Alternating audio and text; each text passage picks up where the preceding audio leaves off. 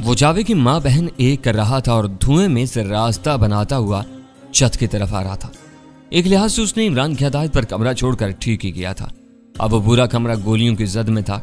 मैंने जख्मी तोते को देखा जो उड़ने की कोशिश में छत पर चला आया था और अब जान कुनी के आलम में फड़फड़ा रहा था। छलांग लगानी पड़ेगी, इमरान ने मुझसे मुखातब होकर जेरे लब कहा। लेकिन कैसे? ऐसे। उसने छतरी पकड़ी, जेम्स बॉन्ड की तरह इसे खोलकर नीचे कूद जाता हूं। बकवास न करो यार। उसने कोई जवाब नहीं दिया। मैं जानता था कि वैसी हमाकत नहीं करेगा। उसके जहन में कोई और बात थी। उसने मुझसे अपना पिस्तौल लिया और फिर उसके जरिए अपना निशानेबाजी का बेहतरीन मुजाहिरा किया। उसकी चलाई हुई 2 गोलियों ने 2 सर्च लाइट्स को चनाकों के साथ तारीक कर दिया। यही लाइट्स थीं जो बालाई छत को रोशन कर रही थीं। जो ही छत तारीक हुई, इमरान छतरी समेत बालाई छत पर पहुंचा। मैं जानता था कि अब उसे रोकना फजूल है। छतरी अभी तक बंद थी। इमरान ने उसे उल्टा पकड़ा हुआ था। मैंने उसे छत पर दौड़ते हुए देखा। मुझे एक बार फिर उसी इमरान की झलक नजर आई जो स्टार सर्कस में 50 फुट की बुलंदी पर बगैर किसी हिफाजती जाल के खतरनाक आइटम्स करता था और लोगों की सांसें सीनों में अटक जाती थी। उसने भरपूर छलांग लगाई। उसके सामने बिजली के 3 अदद मेन तार थे। उसे छतरी का मुड़ा हुआ दस्ता सबसे नीचे वाली तार में अटका दिया और एक ही हरकत में अपने जिस्म को चिल्लाता हुआ दूसरी छत पर पहुंच गया। उसकी ये बर्क रफ्तारी मूवमेंट बिल्कुल उसी जस्ट की तरह थी जो वह सर्कस में लगाता था। एक झूले से छलांग लगाकर दूसरे झूले को पकड़ना और फिर अपने जिस्म को झुल्लाकर तीसरे झूले पर पहुंच आना। 50 फुट की बुलंदी पर दिखाए जाने वाले इस करतब के दौरान में उसके नीचे कोई हिफाजती जाल भी नहीं होता था। आज भी उसने कुछ ऐसी ही महारत दिखाई थी। इस छलांग की खूबसूरती को लफ्जों में बयान करना शायद मेरे लिए मुमकिन ना हो। इस नीम तारीख छत पर उसकी ये मूवमेंट बस देखने से ताल्लुक रखती थी। मैं और राजा अब छत पर थे। इस तरफ फायरिंग का जोर कम था मगर उसे बेतदरीज बढ़ना था। हम किसी जानिब से कूद भी नहीं सकते थे। दस्ती बम के धमाके के सबब राजा का चेहरा स्याह हो रहा था और उसके कान बंद हो गए थे। मुझे उससे चिल्लाकर बात करना पड़ रही थी। उसका जख्मी बाजू भी मुसलसल खून उगल रहा था। वो कह रहा, हमारे पास हथियार नाम की कोई शय नहीं।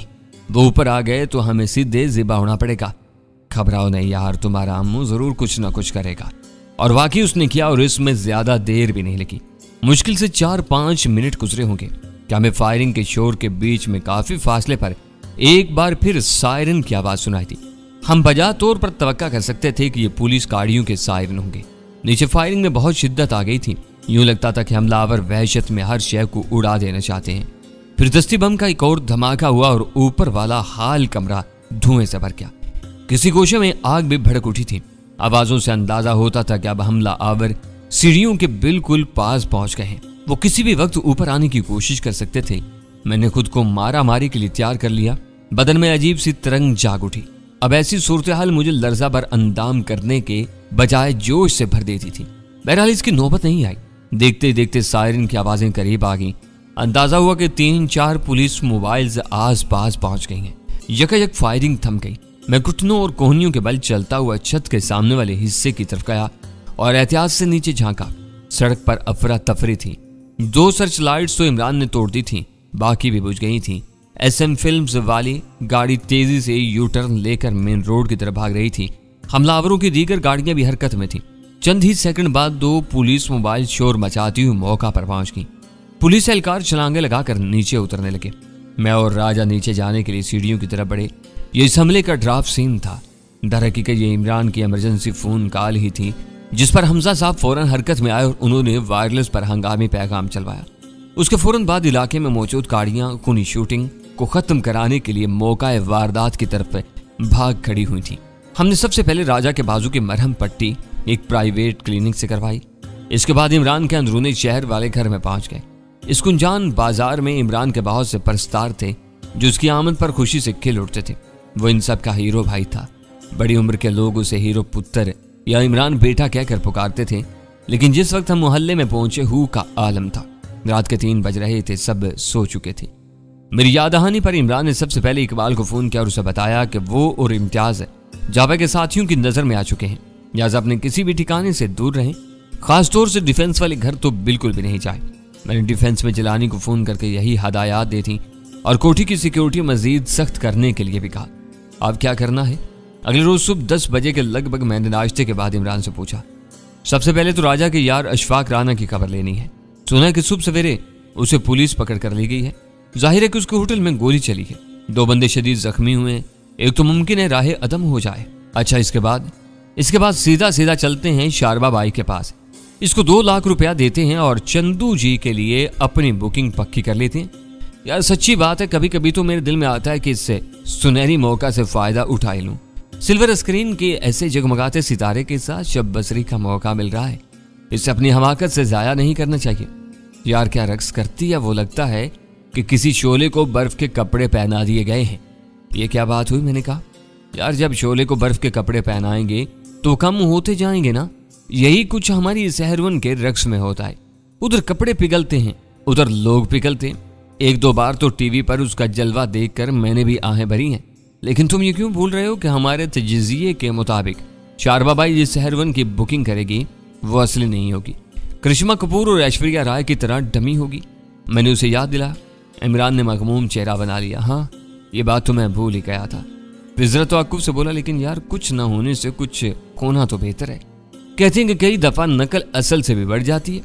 मैंने कहा मैं जानता हूं तुम सिर्फ मस्खरी कर रहे हो।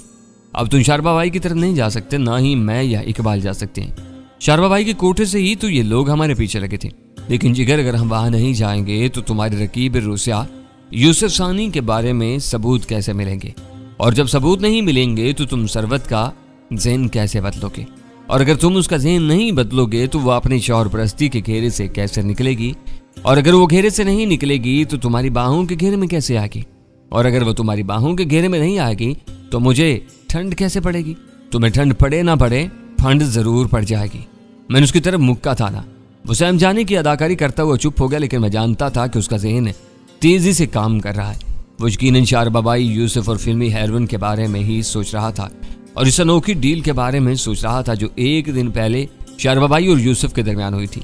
एसपी हमजा साहब भरपूर कोशिश कर रहे थे, लेकिन डॉक्टर महनाज और डॉक्टर असाम का अभी तक कोई पता नहीं चला था। ना ही अभी तक डॉक्टर महनाज ने अपनी वालदा यानी आंटी जमीला से कोई राब्ता किया था। आंटी अभी तक हमारी हिफाजती तहवील में थी। जिलानी रक्षा ड्राइवर गुल्लू की निगरानी भी करवा रहा था कि शायद इसी की तरफ से महनाज का कोई सुराग लग जाए। यकीनन महनाज शदीद खतरे में थी। यह बात अब कोई भेद नहीं रही थी कि वो जलाली साहब के घर से बुद्धा की मूर्ति आरा कोई लेकर ओचल हो गई है। अब दर्जनों लोग और गिरोह आरा कोई के पीछे थे। वो इनमें से किसी के हत्थे भी चढ़ सकती थी। तो अपनी जात में अजीब लड़की थी। उसने एक बूढ़े की मसीहाई की और उस मसीहाई में इतना आगे चली गई कि उस जाम बलब शख्स की बीवी तक बनना पसंद कर लिया। जलाली साहब बदस्तूर कोमा की हालत में थे। हमजा साहब ने उनकी हिफाजत के लिए अस्पताल में खसूसी गार्ड मुहैया कर दिए थे। इमरान को भी इस बात का शुबा था कि जलाली साहब के इर्द गिर्द पुरस्रार सरगर्मियां जारी हैं।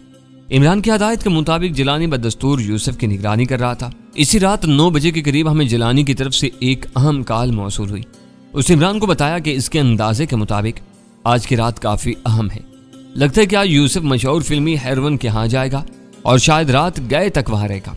दूसरे लफ्जों में वो बता रहा था कि यूसुफ और शारबा बाई में जो डील हुई थी वो आज पाया तकमील को पहुंचेगी। इमरान ने मुझसे मुखातिब होते कहा, चलो भाई तैयार हो जाओ। किस लिए? अपने रकीब को रंगे हाथों पकड़ने के लिए। नहीं इमरान, मैं कोई ऐसा काम नहीं करूंगा जिसकी वजह से मुझसे मजीद सरबत बदजन हो जाए। अगर यूसुफ गलत कारियां कर रहा है तो वो खुद ही एक्सपोज हो जाएगा। यार फिर वही हिंदी फिल्मों वाले डायलॉग, नहीं करिश्मा मैं कोई ऐसा कर्तव्य नहीं करूंगा जिसके कारण राधा के मन में मेरी तरफ से महल आए। मैं अपना जीवन त्याग दूंगा, लेकिन ये हरवल भरशाट मुझसे नहीं होगा। खुदा के लिए यार, खुदा के लिए आंखें खोलो, हकीकत को देखो। हम सरवत के शोहर पर कोई झूठा सच्चा इल्जाम तो नहीं लगा रहे, सिर्फ असलियत जानने की कोशिश कर रहे हैं। लेकिन अगर कुछ नहीं होगा यार, हम जो कुछ करेंगे एक फासले पर रहकर करेंगे, बड़े मोहतात तरीके से। 10 बजे के फौरन बाद हम जलानी की बताई हुई जगह पर पहुंच गए। ये गुलबर्ग के नजदीक एक पोश कॉलोनी में एक किनाल की कोठी थी। कोठी के इर्द गिर्द दरख्तों की बहुतात थी। जलानी अपनी मोटरसाइकिल पर यूसुफ की कार का पीछा करते हुए यहाँ पहुंचा था। जो ही हमारी मेहरान गाड़ी सड़क के किनारे एक सुनसान नर्सरी के करीब रुकी, एक जानिब तारीकी में से जलानी बरामद हुआ और गाड़ी में आ बैठा। इमरान उसे बेतकल्लफी से शायख या शायख कहता था। वो बोला, या शायख क्या रिपोर्ट है? जलानी बोला, मेरा अंदाजा दुरुस्त था। यूसुफ वहीं पर पहुंचा जहां उसे पहुंचना चाहिए था। कोठी के गेट पर गयास अहमद जीवना की नेम प्लेट लगी हुई है। आपको पता ही होगा, शारबा बाई भी अपने नाम के साथ गयास का नाम इस्तेमाल करती है। ये यकीनन उसका कोई आशिक या साहब का शौहर वगैरह है। यूसुफ अकेला ही आया? मैंने पूछा।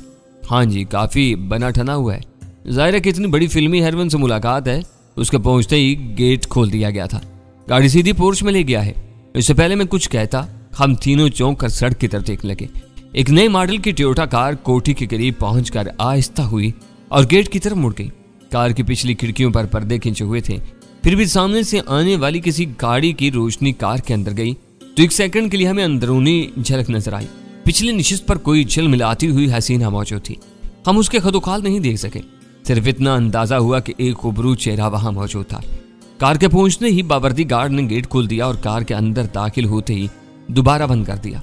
चारों तरफ एक बार फिर वही खामोशी छा गई। ये खालिस रहायशी इलाका था। इस अंदरूनी सड़क पर बस कभी कभार ही किसी गाड़ी की रोशनी चमकती थी। हमारी भाईजान वाकई नर्सरी में से हल्की फुल्की खुशबू उठ रही थी, लेकिन ये खुशबू भी तारीकी में लिपटी हुई थी। कोठियों के दरवाजे बंद थे और चार दीवारियां खामोश थीं। ये चार दीवारियां ही जानती थीं कि इनके अंदर क्या कुछ हो रहा है, या शायद ये चार दीवारियां भी नहीं जानती थीं। उनकी हैसियत इन गार्ड्स और दरबानों जैसी थी जो पुरशकूक कोठियों और महल्लात के गिर्द मौजूद होते हैं। अंदर आने और बाहर जाने की असल मसरूफियात के बारे में जान नहीं सकते, बिल्कुल जैसे हम तीनों अंदाजे तो लगा रहे थे और शायद ठीक अंदाजे लगा रहे थे, लेकिन चश्मे दीद गवाह नहीं है। हम जानते थे कि अभी थोड़ी देर पहले एक परी चेहरा अंदर दाखिल हुई है और उससे भी थोड़ी देर पहले इसका खरीदार अंदर दाखिल हुआ था। अब वो दोनों किसी पुरताइश कमरे में मौजूद थे। किसी ने अपना वक्त बेचना था और किसी ने अपनी अदायगी की कीमत वसूल करना थी। इमरान ने कहा, मेरे ख्याल में यह अच्छा मौका है कि हम जान सकें कि हेरोइन असली है या नकली। किस तरह? मैंने पूछा। इमरान ने अपना सेल फोन निकाला और किसी के नंबर प्रेस करने लगा। राब्ता कायम हुआ तो उसने फोन का स्पीकर ऑन कर दिया ताकि हम भी गुफ्तगू सुन सकें। दूसरी तरफ स्टार सर्कस के मालिक और इमरान के पुराने मोहसिन जान मोहम्मद साहब थे। अलग के बाद इमरान ने कहा, जान अंकल, मैंने परसों एक काम कहा था आपसे। कौन सा? वही हीरोइन साहिबा वाला। एक बार उसकी आवाज सुन लूं तो दिल को तसल्ली हो। आजकल बड़ा दिल आया हुआ है उस पर। अपनी नई टीवी सीरियल में तो उसने मुझ जैसे कमारों की चांद निकाल कर रखती है। तुम बहुत बड़े बदमाश हो, मैं जानता हूँ, ये कोई और चक्कर है। जान साहब ने कहा, फिर जरा तवक्कुफ से बोले। कल मैंने राब्ता किया था चंदू से, किसी मीटिंग में थी। मैंने उसे बताया कि मेरे सर्कस का सुपरस्टार इमरान दानिश तुमसे बात करना चाहता है। वो थोड़ा बहुत जानती है तुम्हारे बारे में, कम अज कम नाम तो सुना हुआ है। मैंने उसे बताया कि इमरान आजकल जबरदस्त स्टंट कर रहा है, तुम्हारी अगली फिल्म के लिए शानदार काम कर सकता है। वो बात करने के लिए राजी थी, ये उसका नंबर नोट कर लो। इसके बाद जान साहब ने इमरान को एक मोबाइल और एक PTCL नंबर नोट करवाया। इमरान ने शुक्रिया कहकर जान साहब से बात खत्म कर दी और PTCL नंबर पर कॉल की। कई दफा कोशिश करने के बावजूद राब्ता नहीं हो सका, बस बेल जा रही थी। इमरान ने मोबाइल नंबर डायल किया। हेरोइन के किसी सेक्रेटरी ने फोन उठाया। सेक्रेटरी की आवाज के साथ बहुत सा शोर और गुल भी सुनाई दे रहा था। इमरान ने अपना तारुफ करवाया तो कुछ देर बाद मारूफ हेरोइन खुद लाइन पर आ गई। उसकी आवाज हम सब के लिए जानी पहचानी थी। आवाज के पसे मंजर में स्पोर्ट्स कारों और मोटर बाइक्स वगैरह का बहुत सा शोर सुनाई दे रहा था। अंदाजा हुआ कि कोई शूटिंग हो रही है। बातज़ां ये अंदाजा बिल्कुल दुरुस्त निकला। हेरोइन ने बताया कि वो शूटिंग पर है और इसका अगला शॉट तैयार हो रहा है। उसने कहा, जान साहब ने आपका जिक्र किया था, इस वक्त तो मैं मसरूफ हूँ, किसी दिन शाम के वक्त फोन करके स्टूडियो आ जाएं, आपसे बात होगी। बहुत मेहरबानी जी। इमरान ने रेशा खत्मी होते हुए कहा, मैं जरूर हाजिर हूँगा, अपने स्टंट की वीडियो भी लाऊंगा। ओके, हेरोइन साहिबा ने कहा और सिलसिला मुनक़ता कर दिया। ना इमरान को वहां जाना था, ना उसे जाने की जरूरत थी। वो फिल्मी नहीं असली हीरो था। सिल्वर स्क्रीन के हीरो हेरोइन उसके सामने पानी भरते थे। हम जो जानना चाहते थे हमने जान लिया था। मारूफ फिल्मी हेरोइन इस कोठी में नहीं, किसी फिल्म की लोकेशन पर थी। या यूसुफ फारूकी के पास 2 नंबर माल था। पुरताइश बेडरूम की रेशमी नीम तीरगी में गालबन नशे में डूबकर यूसुफ चंद पसंदीदा खदोखाल पर अपनी बेताबियां निछावर कर रहा था। वो असली नहीं थे। यकीनन ये कोई जबरदस्त किस्म की मुशाहबत होगी जिससे घाघ तरीन ग्राहकों को धोखा दिया जा सकता होगा। मुझे करिश्मा कपूर और ऐश्वर्या राय से मुशाहबत रखने वाली लड़कियां याद आ गई। खासतौर से स्वीटी नामी लड़की की फिल्म स्टार ऐश्वर्या राय से बहुत मुशाहबत तो हैरत अंगेज थी। राजा इसका कुर्ब हासिल करने के बाद उसका दीवाना सा हो रहा था। हमारी मेहरान एक दरख्त तले ग्रीन बेल्ट के साथ खड़ी थी। बज़ाहिर यही लग रहा था कि हम किसी साथ वाली कोठी में बतौर मेहमान आए हुए हैं। खवातीन शायद अंदर गई हैं और हम बाहर इनका इंतजार कर रहे हैं। 2-3 बार गार्ड्स हमारे करीब से गुजरा, लेकिन उसने हम पर खसूसी तवज्जो नहीं दी। यूसुफ को कोठी के अंदर गए अब करीबन 1.5 घंटा होने वाला था। अभी उसकी वापसी के कोई आसार नहीं थे। हमने जिलानी को वहीं छोड़ा और खुद लिबर्टी मार्केट आ गए। अगले रोज एक त्योहारी छुट्टी थी, लिहाजा वीकेंड का साफ माहौल था। रात का 1 बज चुका था, मगर मार्केट में चहल पहल नजर आती थी। हम एक रेस्टोरेंट में बैठ गए। टीवी के किसी गैर मुल्की चैनल पर फुटबॉल का एक जबरदस्त मैच जर्मनी और स्पेन के दरमियान दिखाया जा रहा था। हम चाय पीते रहे और दिलचस्पी से मैच देखते रहे। पता नहीं चला कि कब 3 बज गए। सेलफोन पर जिलानी की कॉल मौसूल हुई। उसने इमरान को बताया, मुझे लग रहा है कि ये लोग अब यहाँ से जाने वाले हैं। कैसे अंदाजा हुआ? इमरान ने पूछा। बस पोर्च में थोड़ी सी हलचल नजर आ रही है, 1-2 कमरों की लाइट्स भी रोशन हुई हैं। ठीक है, अगर हमारे पहुंचने से पहले लड़की रवाना हो जाए तो तुम्हें उसका पीछा करना है, इमरान ने जिलानी को हदायत दी। हम फौरन रेस्टोरेंट से रवाना हो गए। फासला ज्यादा नहीं था, हम सिर्फ 5 मिनट की ड्राइविंग करके मौका पर पहुंच गए। ऐन उसी वक्त कोठी के पोर्च में किसी गाड़ी की रोशनी ऑन हुई। जिलानी दुरुस्त ही कह रहा था कि अब ये लोग यहाँ से जा रहे हैं। जिलानी तारीकी से निकलकर हमारे करीब आ गया। इसी दौरान में कोठी का मेन गेट खुल गया। एक गाड़ी मेन गेट की तरफ आई। हमारा ख्याल था कि पहले शायद डमी हेरवन निकलेगी, लेकिन ये यूसुफ फारूकी था। उसकी शानदार टोयोटा गाड़ी गेट की तरफ आई, फिर तेजी से मोड़ काट कर सड़क पर पहुंची। लेकिन मोड़ काटते हुए यूसुफ से थोड़ी सी गफलत हुई। उसने अपनी दाएं जानिब ठीक से नहीं देखा। उधर से एक नीली पिजारो आ रही थी। उसकी रफ्तार भी खासी तेज थी। रात के सन्नाटे में पिजारो के ब्रेक जोर से चिचराए और दूर तक आवाज गई। पिजारो वाले ने काफी कोशिश की, फिर भी उसकी गाड़ी लहराती हुई यूसुफ की गाड़ी की दाईं साइड से टकराई। दोनों गाड़ियां डगमगाती हुई रुक गईं। पिजारो की एक हेडलाइट टूट गई थी। यकीनन बाईं साइड का भी नुकसान हुआ था। गलती यकीनन यूसुफ ही की थी। जैसा कि बाद में पता चला, वो नशे में भी था।